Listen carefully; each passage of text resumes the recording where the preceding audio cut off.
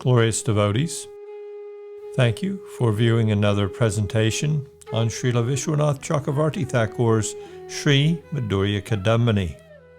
We are in the seventh cloud bank on the stage of Bhava-bhakti, the flow of divine rapture.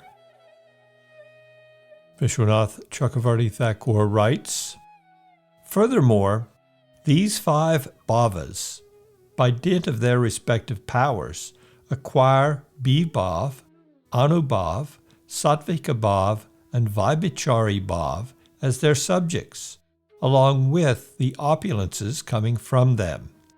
These five bhavas then become kings known as sthāyi bhavas, permanent emotions.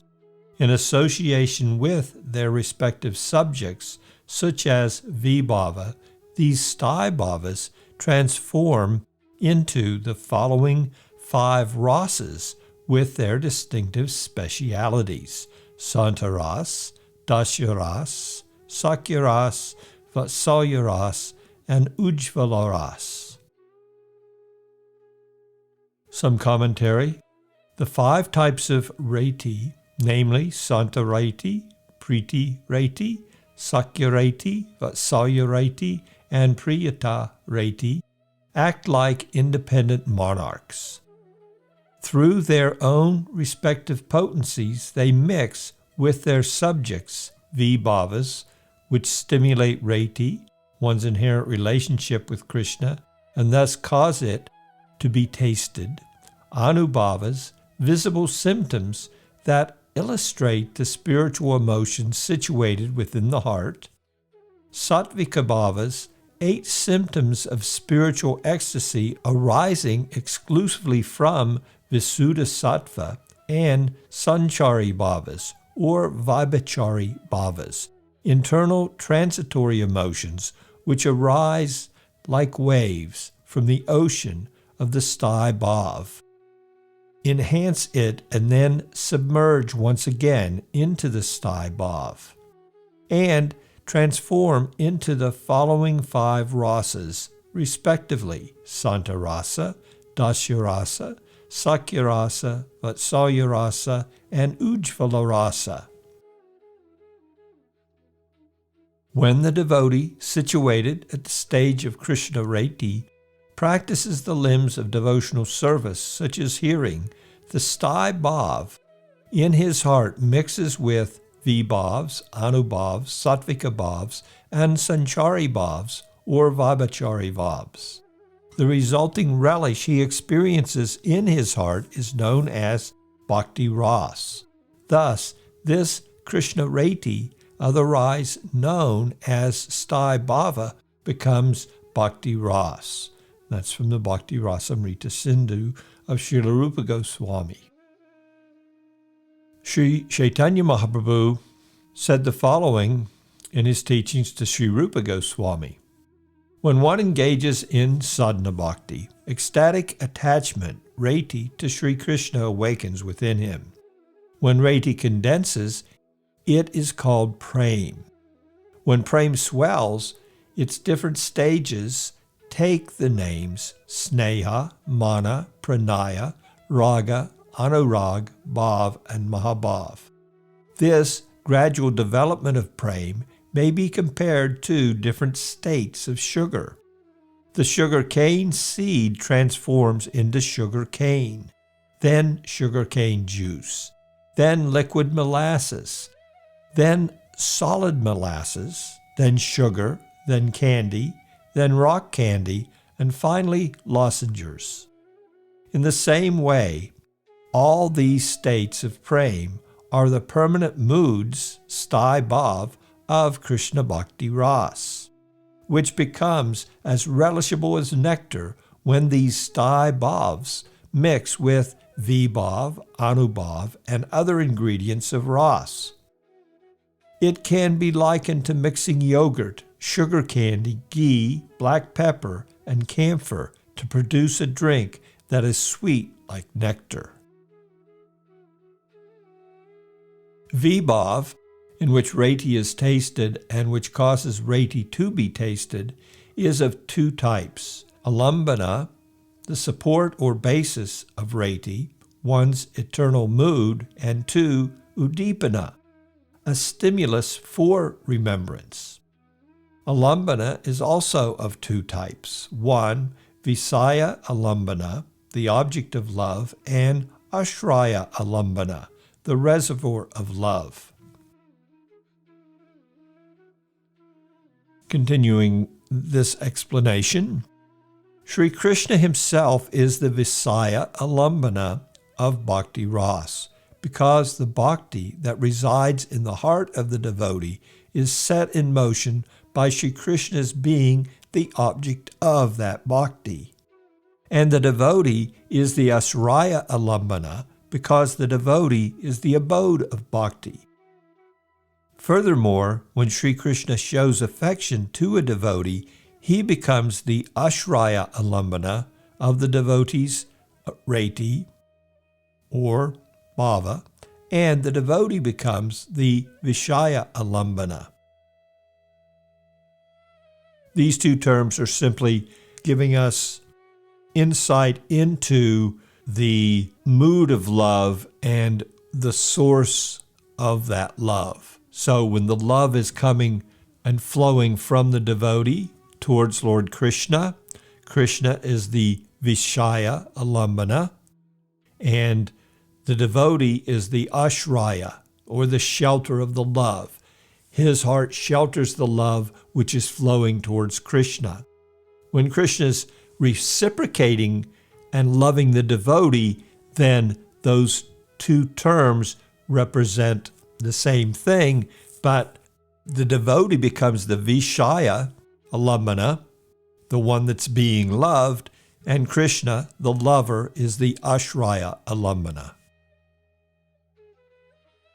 The flute song, the clouds, and the peacock feather are udipana vibhava, meaning they stimulate Krishna reti.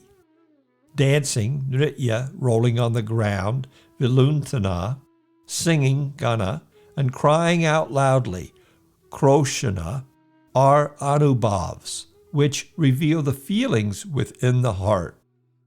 The asta sattvika bhavs, such as shedding tears and horripilation, are also anubhavs.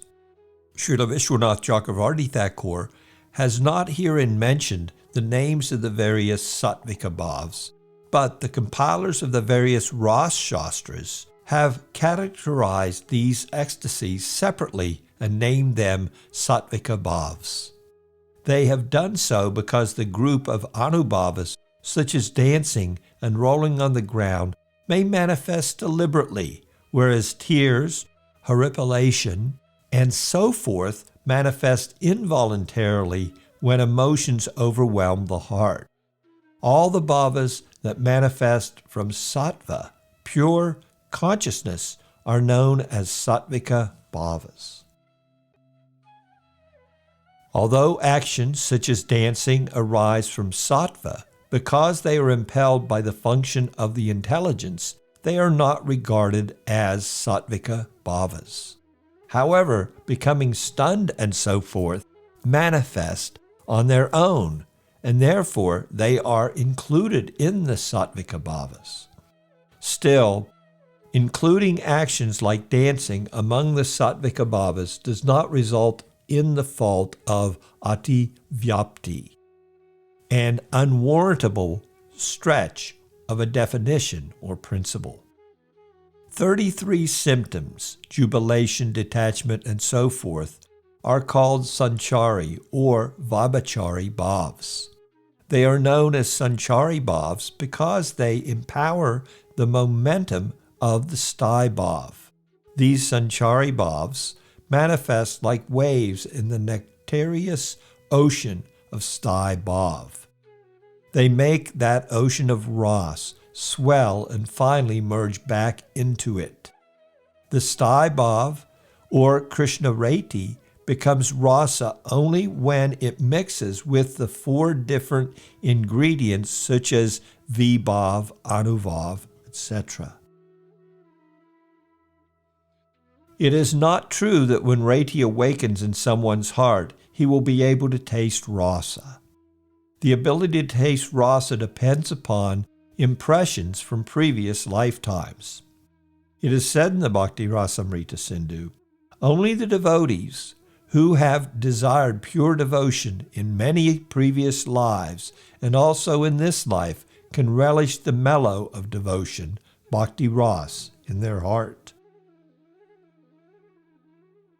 In his commentary, Srila Visvanatha Cakravarti Ṭhakura has written, the existence of Rati indeed indicates the presence of a recent aspiration for bhakti. However, Rati also depends upon desiring bhakti for lifetimes for it to transform into rasa. It is then that it becomes relishable. If someone who is free from offenses and who engages in bhajan by taking complete shelter of the lotus feet of Sri Guru attains Rati in this very birth, it is to be understood that it is in some future lifetime that he will be able to relish rasa.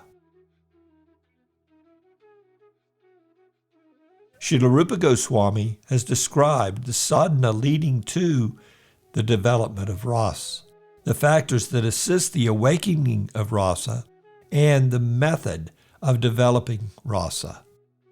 Those who, by the influence of bhakti, have had all their inauspiciousness completely washed away, whose hearts have consequently become full of delight, eligible for Suddha-sattva and radiant, fully enriched with knowledge, who are always deeply attached to Srimad Bhagavatam, who feel perpetual delight in association with Rasika Bhaktis, whose treasure of happiness, of rendering devotional service, of the lotus feet of Sri Govinda, who is as dear to them as their own life, who always remain absorbed in the confidential sadhana of developing prema, such as Shravana, Kirtana, and Smarana, and whose hearts shine with desires for bhakti from their previous lives and from their current life.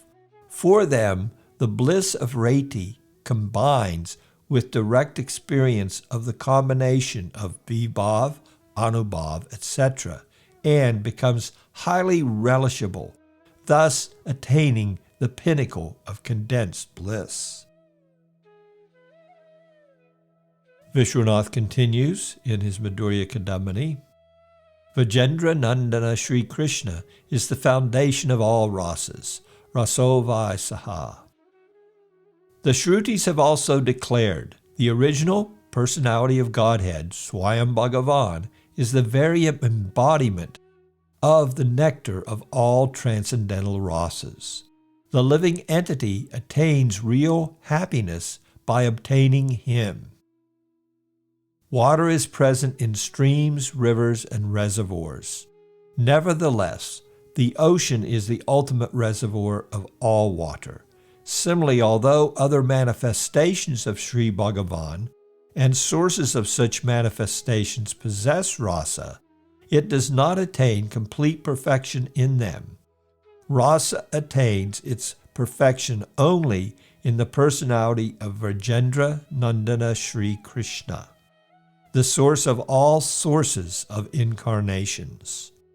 That very Swayam Bhagavan, Sri Vajendra Nandana, manifests in the heart of the sadhaka at the very first stage of the transformation of bhava. At the stage of prema, however, Sri Vajendra Nandana is fully realized as the direct embodiment of all rasas by devotees who are rasika, expert in relishing transcendental rasa. Some commentary in this regard. Although all forms of Bhagavan are by nature full of rasa, still no form other than Swayam Bhagavan, Vajendra Nandana Sri Krishna, exhibits the complete manifestation of rasa. Such incarnations show a partial manifestation of a particular rasa, but Sri Krishna is the embodiment of all rasas, Akhila Rasamrita Murti. Therefore, it is in him that all rasas find their completeness in every respect. Thus ends the seventh shower of nectar, named Flow of Divine Rapture, on the stage of Bhava-bhakti. I thank you so much for taking your time to view this presentation on Srila Visvanatha Cakravarti Ṭhakur's Sri Madhurya Kadambini. I hope that it has enthused your devotional practice and deepened your spiritual awareness. Hare Krishna.